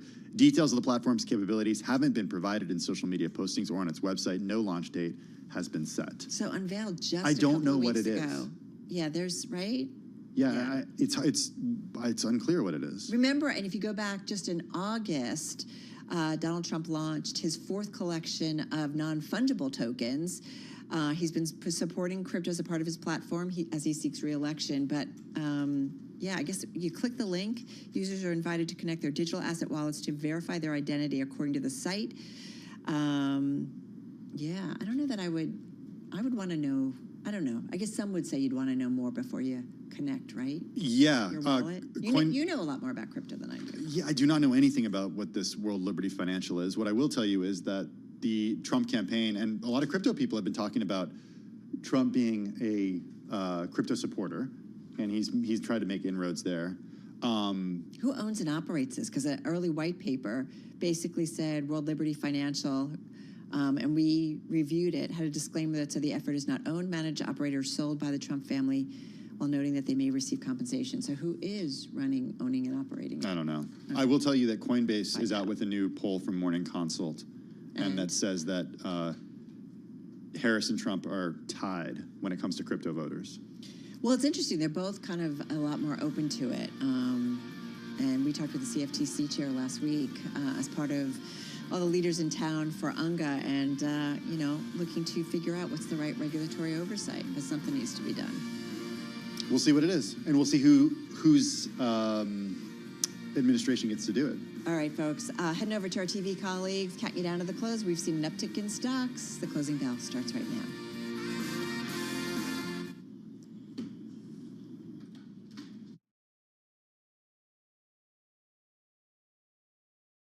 This is Bloomberg. The Closing Bell, Bloomberg's comprehensive cross-platform coverage of the U.S. market close, starts right now. And right now, we are 2 minutes away from the end of the trading day. Romaine Bostic alongside Scarlett Fu, taking you to the Closing Bell, a global simulcast. It starts right now. Carol Master in the radio studio alongside Tim Stenovic. Carol Master. Where's Alex? Alex is on assignment, as we like to say, up in the wild blue yonder of Canada. But she will be back. Don't worry, Carol. You have me. You have Scarlett. So be happy. Thank God for Scarlett. All right. Having said that, what a crazy day, guys. I mean, I'm just looking at the equity trade here, the charts in front of me on the Bloomberg. I mean, you had Fed Chair Jay Powell talk, maybe perhaps dialing back expectations in terms of rates, and you saw stocks sell off. And then you saw them, you know, a bunch of buying into the close. We're at pretty much our highs of the day. I think whatever expectations he sets or investors interpret from him have to be measured with a big grain of salt or taken with a big grain of salt, because there's so much data to come between now and the next time we hear from the Fed when it comes to rates. I mean, just this Friday, we're getting that payrolls report. What happens if it's stronger than expected or weaker than expected? Let's not forget either that it's the final day of the month and the final day of the quarter as well. So you have all the indexes higher for the month, up at least 1.9%, and certainly higher for the quarter as well. 8.25% gain for the Dow Industrial. So maybe there's a little bit of, you know, doubling down on your winners. On the day here, of course, we're looking at green across the screen, a big difference in what we saw just about an hour ago when it looks like stocks are going to end the day pretty much in the red across the board. Yields are elevated. The VIX has flipped from gains to losses on the day, and even seeing a little bit of tempering in that bid that we saw into the dollar. We get the closing bells here in New York. It takes a while for these numbers to settle, but right now you're looking at a Dow Jones Industrial Average. It looks like it's going to close the day. We're just going to call it unchanged for right now. It's up about 10 to 20 points here, but those numbers still flipping around here. On the month, it will close higher by about 2.5%. A similar monthly gain for the NASDAQ and the S&P. On the day, though, the S&P up by 0.4%. The NASDAQ Composite also up by about 0.4%. And your Russell 2000, a relative laggard on the day and on the month. It's higher on the day by about 0.3%, and on the month by just about 0.5 percentage point. All right, so let's get to some of the individual gainers. Actually, we'll get to them in just a moment. What I do want to talk, it's a Monday. The S&P 500, Scarlett, you've got most names in the index actually higher today, about 308 to the upside, 194 to the downside, and 2 unchanged. And because of the rally over the last hour, the final hour of trading, you see when you look at the IMAP, it's basically all green. The 2 sectors that are still in the red, materials down 0.6%. They had gotten a big lift last week because of China and all the stimulus measures that country announced. And consumer discretionary because of weakness in autos and cruise operators. But energy stocks, REITs, and communication services all gaining at least 0.75%. All right, back to a Brett map. We have map because it's a lot of green there. So Brett Fall? Yeah, what? Brett Fall? Yeah. Yeah. Brett Fall. Brat Fall. Brat Summer. Yeah. I don't know. It was a Brat Summer, now it's a Brat Fall. That's what I'm wondering. Let's go with it. Moving on to some of the you, individual gainers. Apple, it is among your top gainers in the NASDAQ 100. It's up about 2.25% here. Over the weekend, JP Morgan analyst Samik Chatterjee coming out writing that lead times for the latest iPhone suggested that slower initial demand for Pro models was starting to correct. Those were his words. What is this? This is ridiculous. I ordered a phone a while ago, and this still hasn't been delivered. So if there's a slowdown, nobody said, shouldn't this thing have been at my doorstep already? Carol, can you actually do some on-the-ground reporting I'll do and it. get to the bottom of this? What's interesting is I thought the Apple supply chain was usually spot on. You could track it from it coming from overseas. I can. It left from some random city in China, Maybe and I don't know where it is. Maybe it's just because it's it's on like you. the slow boat from China. What color? apparently. Did you get like a weird color? Like Barbie purple? pink. Oh, Barbie Yeah, pink. to match your blouse. That makes me feel so good. All right, like moving along to some of the individual gainers. CVS is another one, up about 2.5% here, just off its highs of the day. The company, we did see the stock jumping after a report that execs will meet or did meet with investor Glenview Capital Management on how it can improve operations amid a long drop in share value. So we do know Glenview founder has amassed a large position in CVS. The Journal came out with that over the weekend, citing unidentified people close to the matter. And so nonetheless, maybe we're waiting for something to come out of that meeting. So that stock was an outperformer. And then, I don't know. If you care, Carol, it left Zhengzhou, China on 9/26 at 11:30 p.m. So I always care. the I viewers always need to care. know. I mean, gosh, we want you to get your. But you know, new there's a iPhone. strike at ports. Oh, gosh. So I'm never getting this thing. Maybe you might not. Well, I better get here before midnight tonight. See, you can track it though. All right. In light of the VP debate, you're very. Debbie Downer today. In light of the VP debate, I wanted to take a look at the social media company that's majority owned by Donald Trump, because this was an outperformer. Finishing the day, we're talking about Trump Media and Technology Group, up about 9%. This is after a week where we saw some pressure, news noting that early investors sold shares at the end of the lockup. That was last week. And so the stock has had quite a run, guys, up almost 30% since September 23rd, still down about 76% from its high back in March, but nonetheless an outperformer in today's session. Tim? Okay, you got the outperformers, I got the underperformers. I want to start with the auto industry and look at Stellantis, the parent company of Jeep, Ram, a bunch of other U.S. companies, Chrysler, and then some overseas companies, including Opel as well. Shares falling 13% today, the worst day going back to March of 2020. This after the company slashed its forecast for the year. It cited plans to lower production, spend more on promos and incentives, slowing and more competitive auto market. We saw shares of GM also fall by 3.5%, shares of Ford fall by more than 2%. Adjusted operating income is going to slump to 5.5 to 7% this year, down from a previous forecast for a double-digit percentage, according to the company, saying that earlier today. I do want to move on and talk about shares of Carnival. It was down as much as 6.5% earlier in the session. They fell after the cruise line operator forecasted adjusted EBITDA for the fourth quarter just below consensus, only closed down 0.3%. The earnings report reflected a weaker outlook for net yields in the current quarter we spoke to the CEO of the company, Josh Weinstein, a little earlier in our show, and he said demand is strong throughout every segment of their portfolio. It doesn't matter what brand, it doesn't matter what ship, they're seeing strength everywhere. So he's super optimistic. Tickets at higher prices they were talking about for 2025. Pricing power is there as Who well. are these people? Pretty remarkable. I don't know. He said they're seeing, I mean, this is what he comes on frequently with us, and he always talks about the value that customers see when it comes to cruising. And he's seeing no pullback, especially, there's a difference between when people are buying their tickets for these things and then what they're spending on the boats, ships, excuse me, not boats, ships. And the spend is really high on the ships too. So that's more of a real-time metric. It's still a boat, Tim. But we just had Lizzie Dove from Goldman, and she made a good point too about the differential between what it costs to take a vacation on a cruise versus, say, just booking a flight in a hotel to somewhere else. And she says that it's still competitive in terms of cheaper, I should say, being on the cruise lines. All right, well, there it is. I still have never taken one. Yeah, neither. It's the all you can eat. It's all, no good segue. One vegetable, like but Tim doesn't eat, so I eat a lot. Oh, he eats a lot. No good segue to talking about some big merger news today. Ticker SATS, EchoStar, it's the parent company of Dish and Sling TV. DirecTV and Dish have agreed to combine in a deal that's going to create the biggest pay TV provider in the U.S. with about 18 million subscribers. Under the terms of the transaction, DirecTV is going to acquire Dish and Sling from EchoStar for $1 plus the assumption of $9.75 billion in debt. This is a merger decades in the making, finally. Decades in the making. You see the share reaction there, though, too. Don't forget about that $5.1 billion in capital raise that seems to be hurting investors there. Meanwhile, in the yield space, we did see a big spike in yields across the board after those comments by Jay Powell. They ended the day, at least on the shorter end of the curve, up about 8 basis points, 5 basis points on your 5-year and about 4 on the 10-year. We should point out that overall, though, we continue to see that big increase in price and a big drop in yields in the month of September here. It'll be interesting to see whether that rolls over into October. All right, guys, there's different ways to measure impacts on the economy. We found one that we thought was kind of interesting, and this has to do with menopause, costing the U.S. economy nearly $27 billion every year. We've actually done segments where individuals come on and talk about the impact on the workforce. And what's I got to start coming to these meetings. I didn't know that's what we were talking about.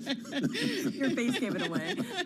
I love when we could shock you and surprise you. All right, well, I'll sit this one out because, clearly I know nothing about this. No, it's really important. A new study taking a look at the impact that this is Yeah, having. Carrot Fertility did this study. They got 70% of millennials who said they would consider shifting their work arrangements by reducing hours, moving to a part-time role from full-time, changing jobs, or retiring early to mitigate menopause symptoms. This is according to that recent survey from Carrot Fertility. As Carol mentioned, many different ways to look at different impacts on the economy, but I think what's unique here is that the millennial generation was the generation that really did work from home and the idea of hybrid work. So first generation sort of go through this with the understanding that maybe you don't have to be going to an office 5 days a week. Well, this is a generation that really, is very beholden to the work-life balance. But again, as economists say, watch what they do, not what they say. We'll see what happens when they actually get to that point, and it's something that they struggle with, and they want to keep their jobs. The other story that we're keeping an eye on is... Are you sure Romaine doesn't want to add anything to this? Romaine? I got nothing, guys. Okay, maybe you have something to say about this. I got nothing. California's governor has signed a law that bans legacy preferences at the private universities in California. So we're talking about Stanford and USC. Starting next September, they will not be allowed to consider legacy in admitting students. This is now the second state in the country that's done this. Maryland has already adopted it, so you can't do this at Johns Hopkins, for instance. Other states have ban this practice at their public schools, but now California is saying if you're a private school, you can't do it either. Can they still consider names on buildings? And if your name is on a building, you can go there? How do they track this, too? And is there a penalty if they, let somebody in? There was supposed to be a penalty. It's not clear whether under this law, this bill, the penalty went through. It would have been a financial penalty. It's interesting. I don't know how you track it. Maybe people tattle on each other. I'm not sure. I don't know. I think it's really interesting, but I think it's an important part of the conversation when it comes to universities and who gets in, why they get in, and how there are not enough spaces. Yeah, Romaine is so quiet today. What is wrong with him? Yeah, he didn't get the new iPhone. It was the menopause story that kind of got him. He's waiting for the iPhone. Sorry, what? Now I know When does this show start? Have we started taping? Now we know what to do to like get him to be quiet.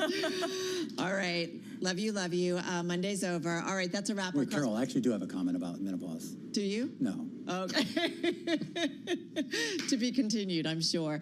All right, that's a wrap across platform, radio, TV, YouTube, Bloomberg Originals, folks. We will see you again, same time, same place tomorrow.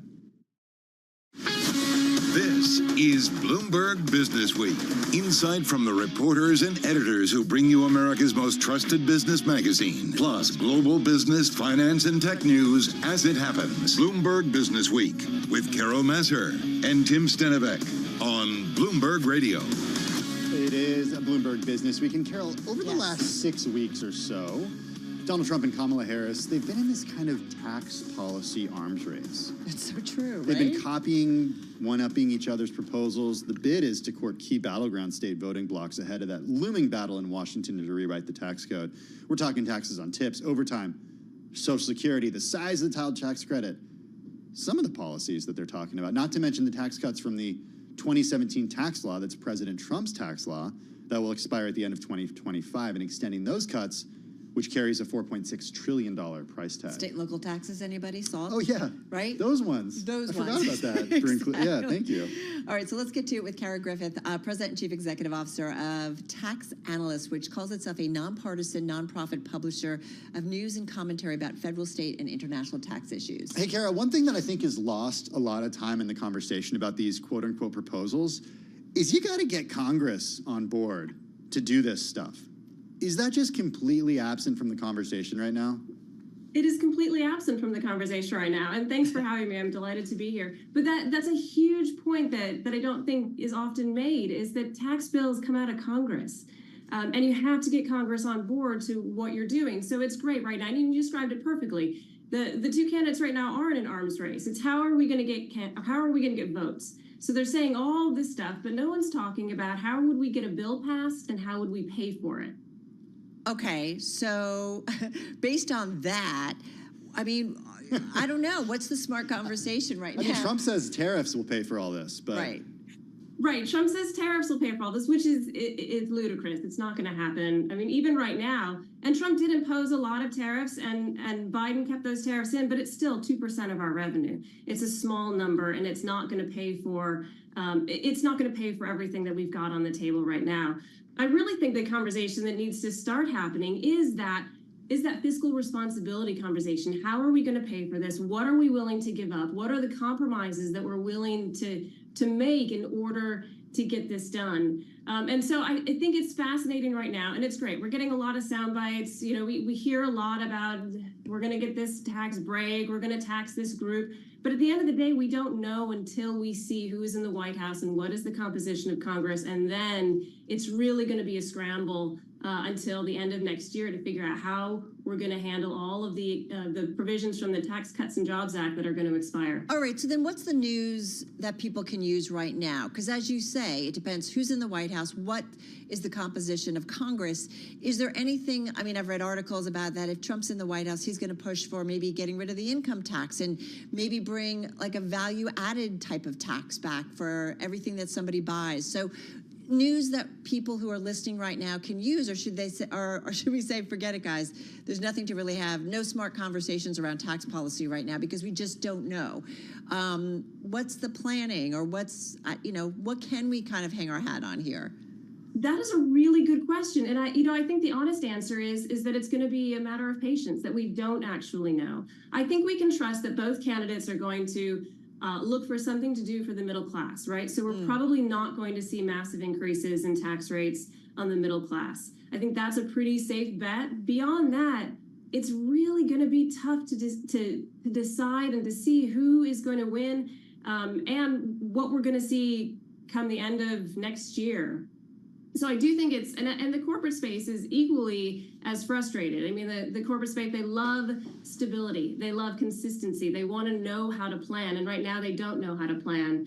And I think it's very uncertain. So it's going to be a difficult time. But I think that voters need to kind of wade through some of the nonsense that they're hearing at the moment. So let's go extreme. Let's assume that, let's go take one scenario. Donald Trump's in the White House and he has a friendly Congress.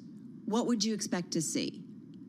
If Trump is in the White House and we have a friendly Congress, I think you expect to see all of the provisions of the TCJA get extended. So you're going to see the corporate rate stay where it is. You're going to see current rates for individuals stay where they are. I do think he has suggested that he will bring back the SALT deduction, which he's going to have to pay for in some way. So I think that you're going to see more of a status quo than what you might see if you have Harris in the White House with a friendly Congress. So I think in that instance, you are going to see corporate rates go up, and you're going to see some additional credits that get added in for, say, green energy, small business. I think you're going to see some of those. The interesting bit there is going to be, how are we paying for it? And I think that's a question for every time we hear about a tax cut.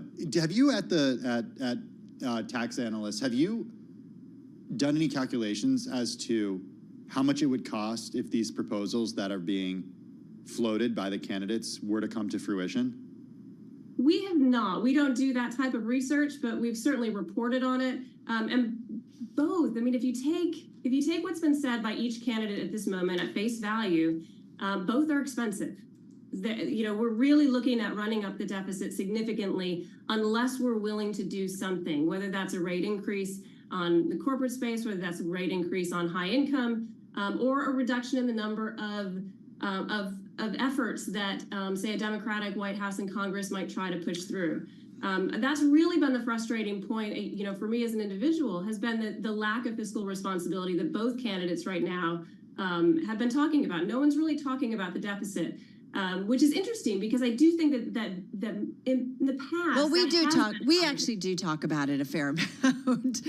We definitely talk about it a fair amount, but I haven't heard the candidates coming out and saying, "Hey, I'm concerned about the deficit, and here's what I plan to do." And I think that there have been in the past, in election cycles, we do hear that a bit more than what we're hearing this round. What does the outcome of the election mean for the IRS? Donald Trump has certainly talked about the IRS, and we know that I think during the Trump administration, there wasn't a lot of money being necessarily put towards it. What do we need to know about that? And just got about 30 seconds left here. Sure. IRS funding is such a challenging issue. I do think that if Trump is in the White House, the IRS is seeing very little funding. And if we have Harris in the White House, then the IRS has a bit more hope of getting some funding. Funding for the White House is vitally important, or funding for the IRS is vitally important. They don't have enough, and we continue to ask them to do tasks that are outside of really what their wheelhouse is, and we have had a chronically underfunded IRS, so that's an issue. It kind of fell by the wayside and didn't get as much press in maybe the last year that it was for a while, but that's definitely something to look forward to. Yeah, and this is just about having the resources just to do normal collection, not necessarily go after crazy things. What are you smiling at? Just how much this would cost, and where, if we already have deficit running up. We have to figure it out. And gosh, what if we have a weaker economy? Your tax receipts But it's not popular? What's saying you're going to raise taxes. I know. It's never. It's not popular. I know. Yeah, it's not fun. Tara Griffith, President and CEO of Tax Analysts. It's a nonpartisan, nonprofit publisher of news and commentary about federal, state. We didn't even talk about SALT. No, we didn't, which we know how both of us feel. Maybe we just print a digital coin and pay for everything. That's an idea.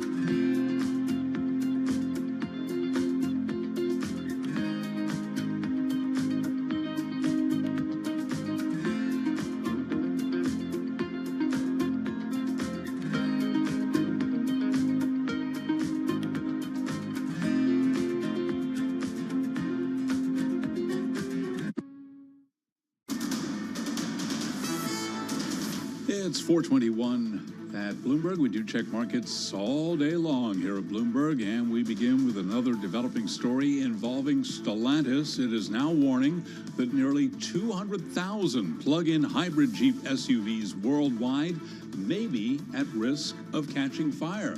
Stellantis shares today plunged 12.5% after it slashed its forecast for the year, citing plans to lower production and spend more on promotional incentives in a slowing and more competitive auto market. GM down 3.5%. Ford shares today lower by 2%. Stocks eked out a gain in the final minutes of trading, even after Fed Chair Jay Powell signaled he was in no hurry to make further interest rate cuts. Today, the S&P gained 24 points, up 0.4% to wrap up the third quarter at 57.62. The Dow up 17 today, up less than 0.1%, while NASDAQ was up 69, a gain of 0.4%. 10-year 3.78%, the 2-year 3.63%. Spot gold today tumbled 1%, 26.32 the ounce, while West Texas Intermediate crude was up by just about 0.3%. Carnival Corporation shares declined today 0.3% after the cruise line operator reported better than expected results, but it issued a weaker outlook for net yields in the current quarter. Again, recapping, stocks higher. S&P up 24, up 0.4%. For on-demand news 24 hours a day, subscribe to Bloomberg News now wherever you get your podcasts. I'm Charlie Pellet, and that is a Bloomberg Business Flash. Well, Charlie, thanks for that update. Well, you might have heard us talking about this a little earlier. Last week, it was the watches for $100,000. I said, check out that Chris Rouser story. I will, yeah. The former president is selling these watches. Over the summer, it was that other set of NFTs, $99 each, non-fungible tokens. Now there's World Liberty Financial, the decentralized finance project. It started to sign up users, even though it remains unclear what services the crypto platform offers.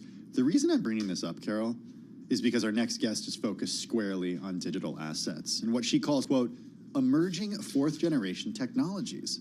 Tatiana Kaufman is general partner at Moonwalker Capital. It's an investment firm that concentrates on digital assets. She's also the author of the new book, The Myth of Money, Breaking Out of the Failing Financial System. Tatiana joins us from Los Angeles. Tatiana, how are you? I'm good. Thanks for having me, Tim, Carol. Really nice to meet you. Yeah, thanks for joining us. Congrats on the new book. Hey, I do want to get your thoughts on the latest Trump crypto project. It's we have a story out. Olga Karif wrote about it, and she covers all things crypto for us. And really, what we're learning is, well, not much. She writes that it's unclear what services the crypto platform will offer. What do you make of it? Well, I think it is unclear. I think we're not sure yet, but I think the powerful thing behind crypto and the rise of meme coins and the rise of crypto as a movement as a whole is that we can really sense, we can gauge sentiment this way. So we've seen a lot of these politify kind of coins be born, whether it's pro-Biden or pro-Trump or pro-Kamala. And really it's just a way for people to put their chips behind a candidate that they support. And it doesn't really need to have much more utility than that.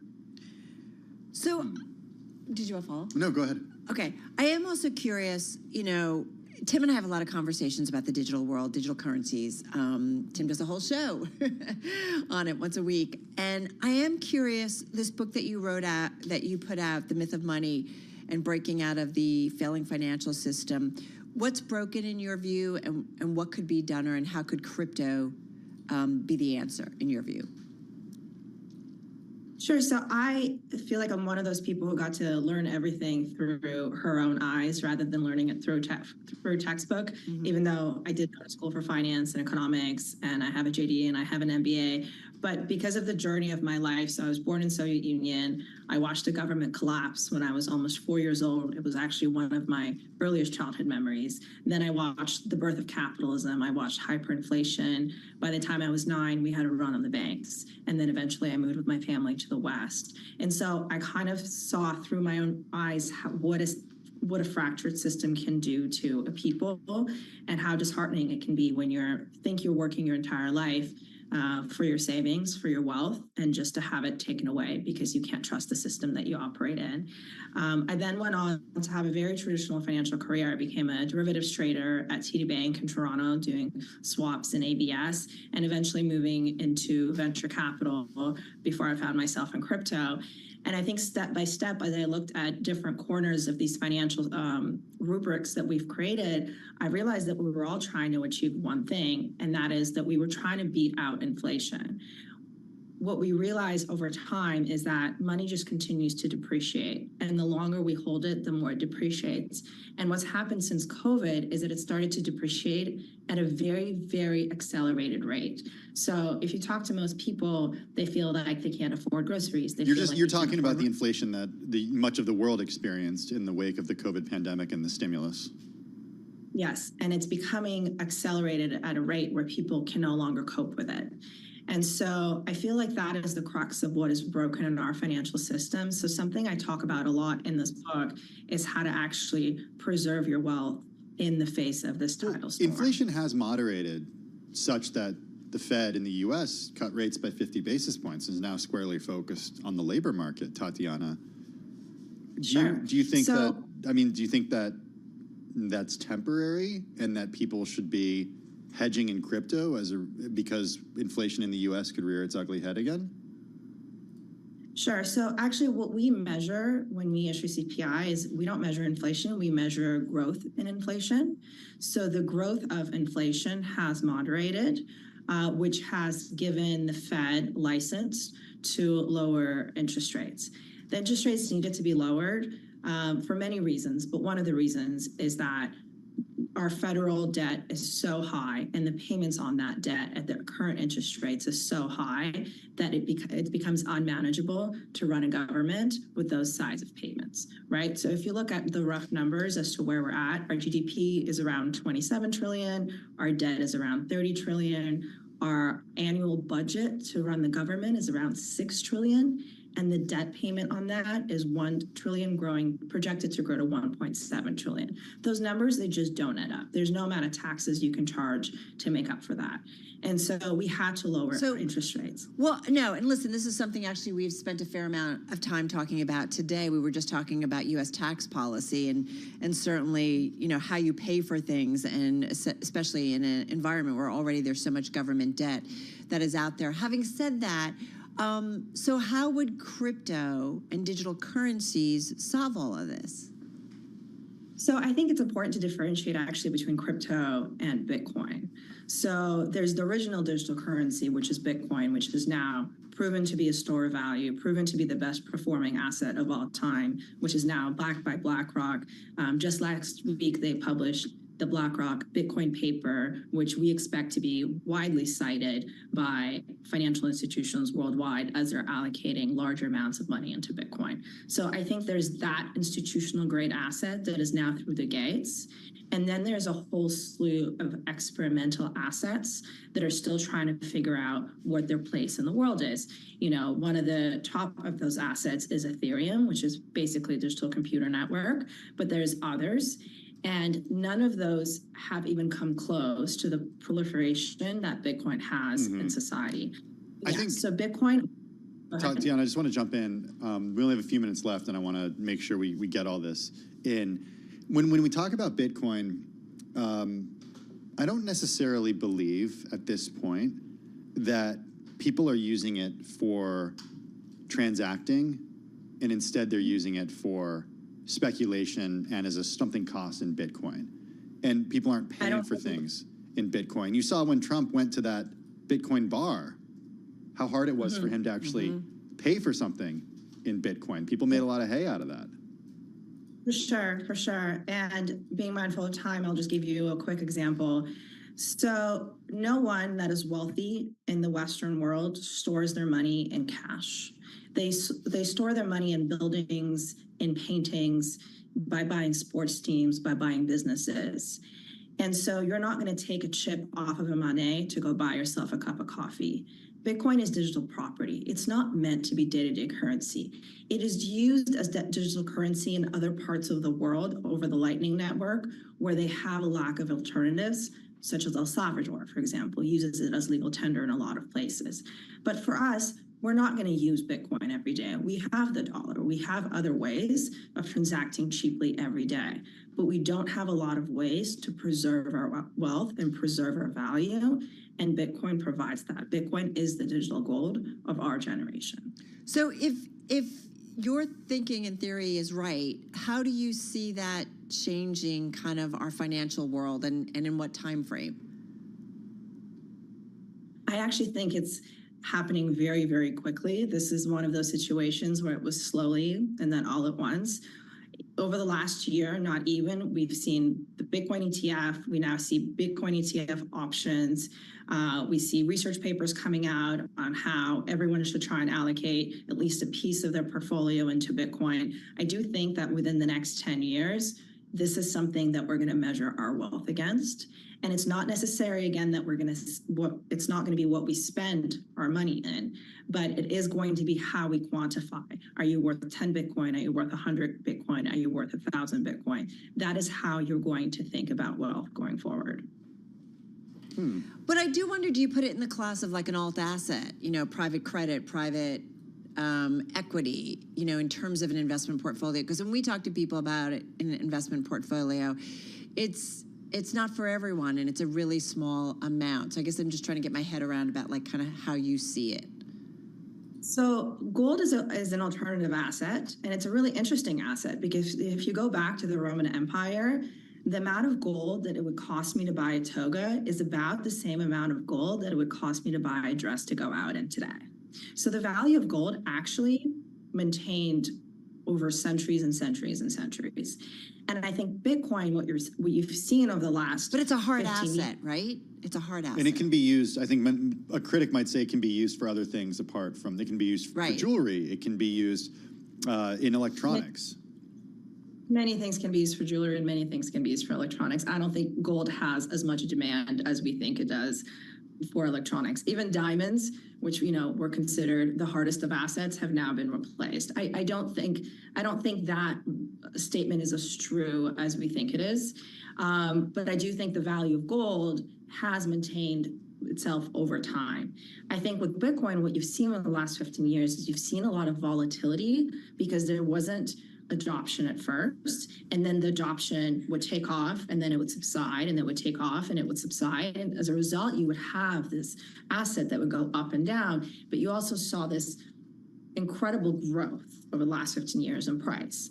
So what we're seeing now is we're actually going to see a big slowdown in that. Maybe Bitcoin will 2x from here, and maybe it'll 3x. But no one's thinking in the next 2 years they're going to see a 10x on Bitcoin. The volatility is starting to subside, the asset's becoming more stable, as it's becoming more institutionally recognized, and it's becoming held by a group of people. I have to say, another provocative conversation around money, the future of money, and maybe the role of digital currencies in all of it. Tatiana, thank you so much. Tatiana Kaufman, General Partner at Moonwalker Capital, joining us remotely there on this Monday. Carol Master, Tim Stanovic, this is Bloomberg.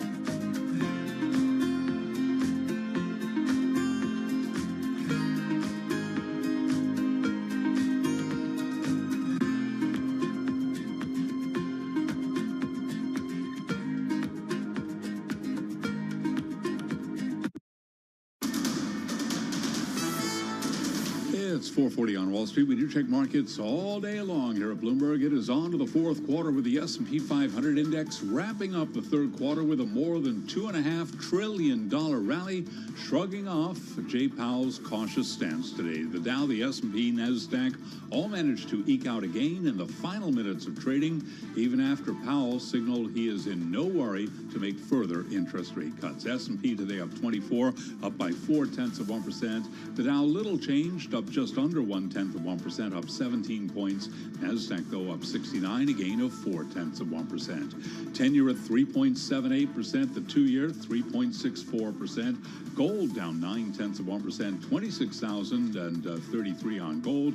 West Texas Intermediate crude up by 0.2% today. WTI 68.33 a barrel, and Bitcoin today. Bitcoin down 3.2%, 63,710 on Bitcoin.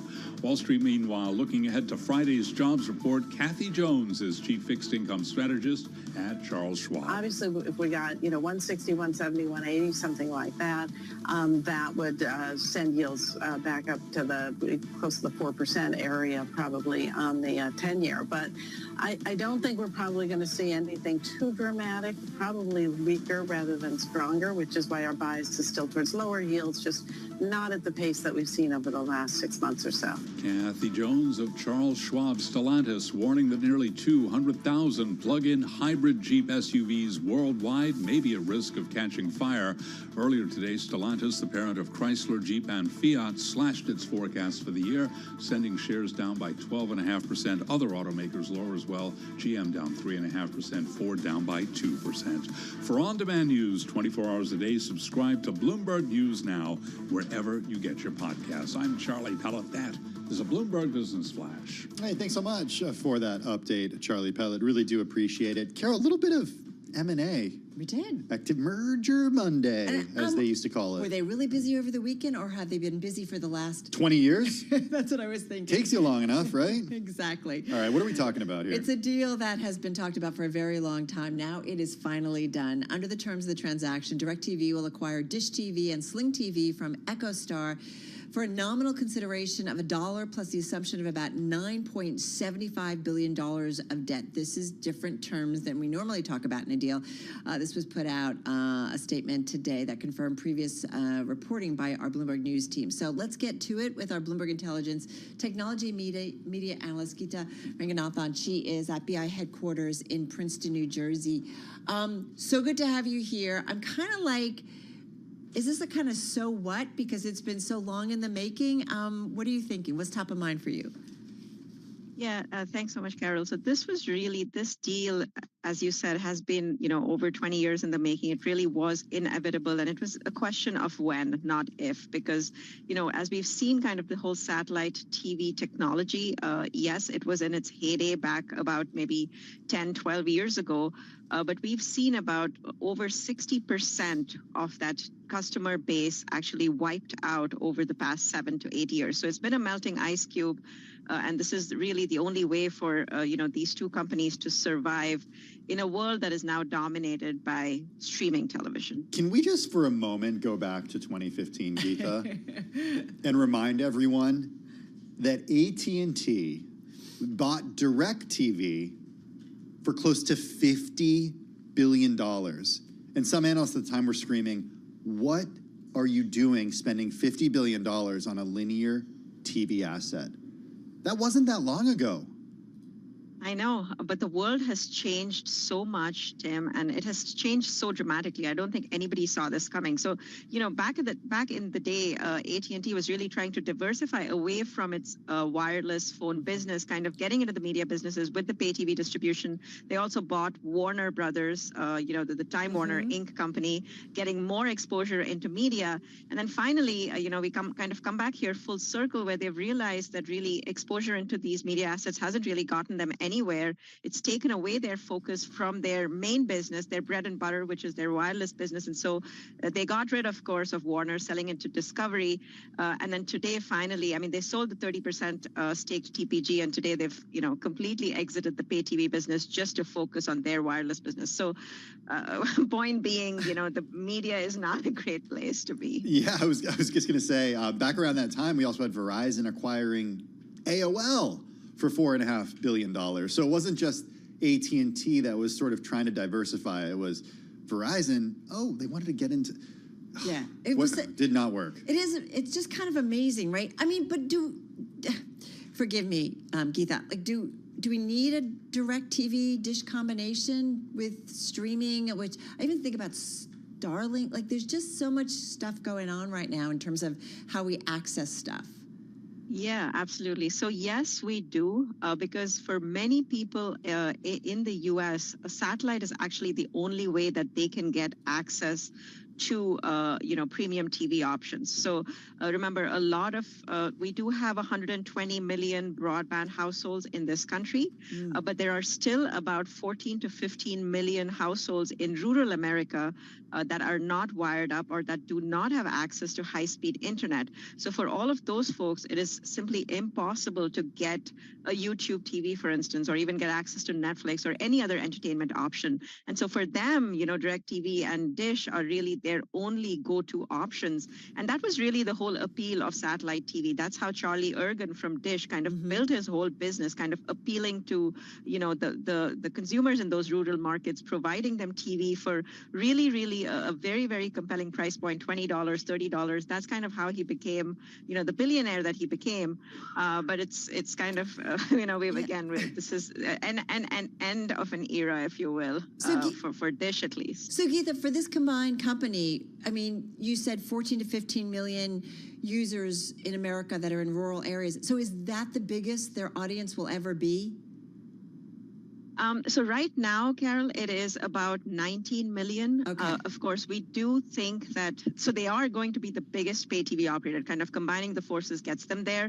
Again, remember, they have some satellite television subscribers, but they also, both of them also actually have exposure to the streaming market. So Dish actually has a product called Sling TV, which is, again, they're delivering TV content That was like the first through one. the web. Yeah, through the web. That was the first one. They saw this happening long time ago. DirecTV also has its own version. And on those two combined platforms, we have roughly about 3.5 to 4 million subscribers. But there is no doubt that the satellite TV base, the traditional TV base, is definitely going to be shrinking. But at the same time, we don't think it's going to go to zero. There is obviously going to be a floor because, as we just spoke about, those customers where, internet is hard to access, they are going to rely on satellite for their entertainment options. I remember covering the Sling TV news at the time because I covered this over a decade ago, and I interviewed Roger Lynch, who was the guy who brought for Dish Sling TV to the masses. He ended up leaving, going to Pandora, and then to Condé Nast is where he is now, interestingly enough. Yeah. But they were early to that. Geetha, what does private equity do with this?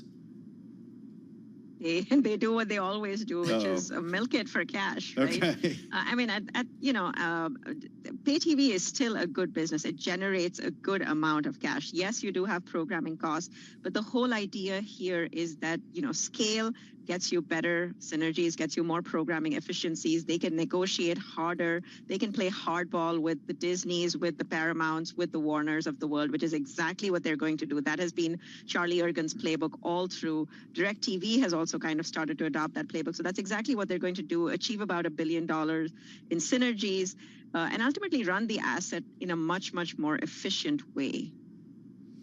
I don't know. It's just kind of wild. Final thoughts. I don't know. There is another chapter, perhaps, Geetha, in all of this, or is this it?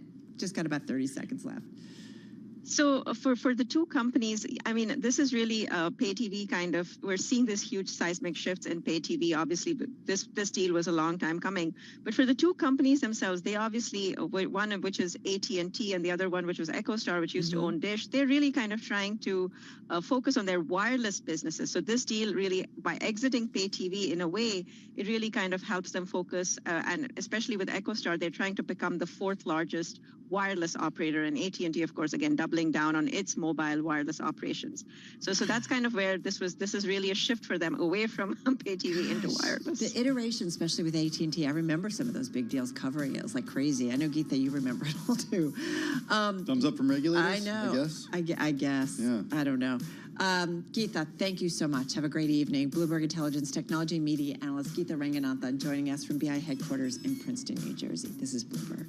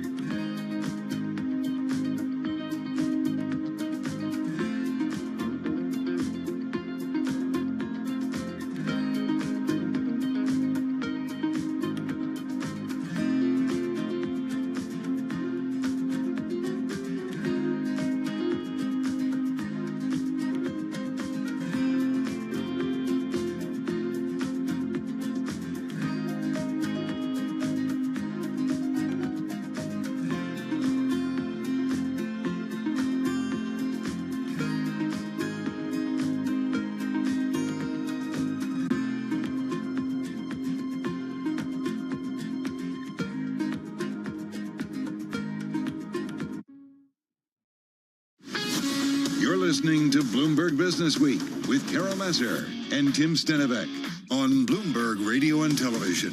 It is Bloomberg Business Week, and it's Hispanic Heritage Month. Every day at this time, we are celebrating significant moments in Hispanic heritage. Now, with your installment for September 30th, here's Bloomberg's Sebastian Escobar. Thank you, Tim. On this day in 1962, Cesar Chavez establishes the National Farm Workers Association in Delano, California, with labor leader Dolores Huerta. Dedicated to the rights of migrant workers, the NFWA organized nonviolent strikes, boycotts, marches, and rallies, demanding improved pay, treatment, and working conditions for farm workers. In 1965, the Filipino-American and Mexican-American farm workers of the Agricultural Workers Organizing Committee in Delano initiated a grape strike, and the NFWA went on strike in support. In 1966, the NFWA teamed up with the AWOC to create the United Farm Workers Organizing Committee. In 1972, it was accepted into the AFL-CIO and was renamed the United Farm Workers Union. The UFW's official motto and rallying cry for Latino civil rights in general serves as to remind us all that we can all get it done. Sí se puede. That's today in Hispanic Heritage. I'm Sebastian Escobar. Thank you, Sebastian. We should call him the professor. You know, he's a professor. Are you a professor? I used to be a professor, yes. Before my previous job was at a university. I was a professor of radio broadcasting. Oh, that's really pretty cool. So Yeah. you could actually tell us, knows are what we he- doing well or not? He knows what he's I think doing. you guys are great, honestly. What's our grade? I would give you an A-. Okay, that's pretty good. I'm a Hey, top grader. There's always room for improvement. At least he didn't do pass-fail, okay? Wait. Pass fail. Is that the group grade? Can we talk about No, you guys this? are all A+s in my eyes. All right, you can come back then. Thanks, again for another Sebastian. day. All right, we're getting ready to wrap up here on this Monday. I was just watching over on our TV colleagues. We got Nike reporting tomorrow, so that'll be a big one in the earnings Yeah, new parade. CEO. Yeah, Big right? deal. Some changes Very there. big deal. And wondering about kind of what's next in terms. I mean, such a massive company, such a well-known global brand. So it'll be interesting to see what they have to say under that new CEO. Vice presidential debate will That's be tomorrow. So I'm assuming Our we're gonna coverage be, starts at 8. yeah, but we're gonna here at Bloomberg exactly. So we'll be talking a little bit about politics and curious to see. We've talked about these debates don't necessarily move the needle in terms of how people vote, but it has made for some really fascinating viewing. This Can I one's say gonna. I think that's fair to say, but I was talking to somebody about this earlier, and she's actually not political. Yeah. And she was saying that she tuned in. She's very involved this year, and Yeah. she's like really surprised her parents by how involved she's been. And she said, I'm going to watch the debate, but neither of these candidates have like there's not going to be the moments that you had with the presidential debate a few weeks ago. She thought. Oh, okay. Because because Trump's not there. Yeah, no, I guess so. I guess that's true. But these are, two vice presidential. First of all, it's Tim Walz, who still, I guess people are getting used to or getting to know. And then actually both of them, really, if you think about it. Yeah, I think the difference is that the unfavorable ratings for J.D. Vance are pretty historically high. Yeah, I just wonder if they So- play nice, or does it get nasty, or is it stay on the issue? That's a great question.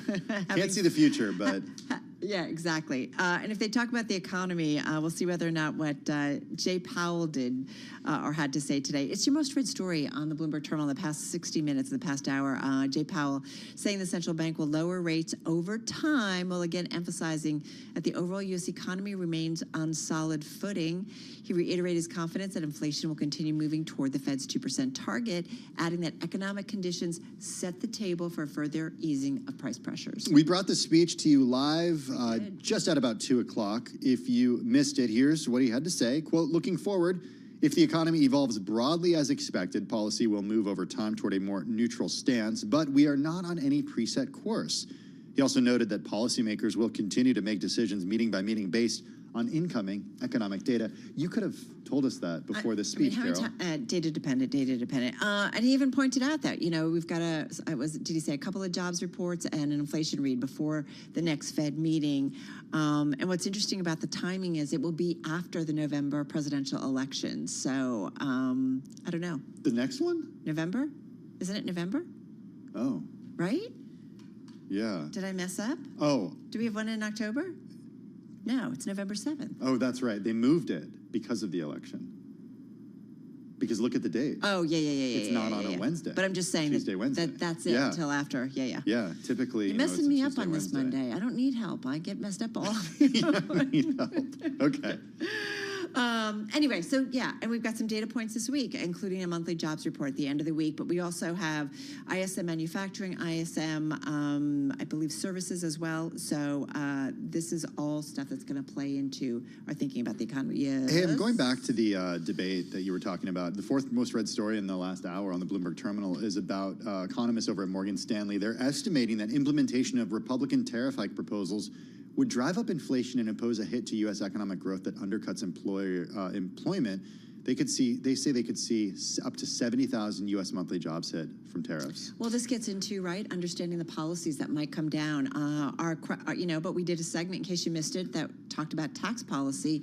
You asked a really smart question that it's not just about who ends up in the White House, but what kind of Congress we have. And that's true for any of their plans, economic or otherwise, right? You've got to see what kind of Congress you have to work with. We live in a checks and balances. I was kind of being careful with my words because, it's changed a little bit. But the truth is the president can only do so much when it comes to tax policy. Yeah, tax policy and all policies, right? Like if you don't have a Congress you can work with, you're not necessarily going to get a lot of stuff done. So checks and balances, that's right, though. You know what? What? Tell me. I can cross Monday off my calendar. Not yet. Have a good and safe evening, everyone. For Tim Stanovic, I'm Carol Masser and the whole Bloomberg Business Week team. Balance of Power starts right now.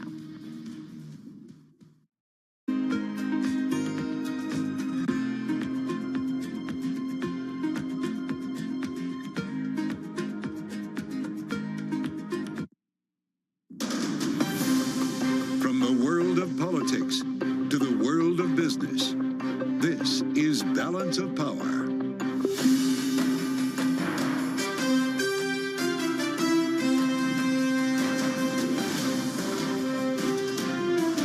Live from Washington, D.C.